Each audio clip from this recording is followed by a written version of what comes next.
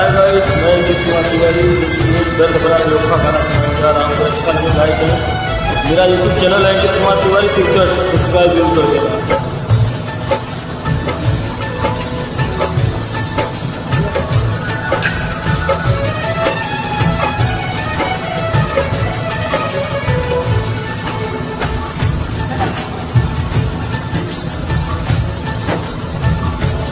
ये दुनिया में नहीं थे भला की बात।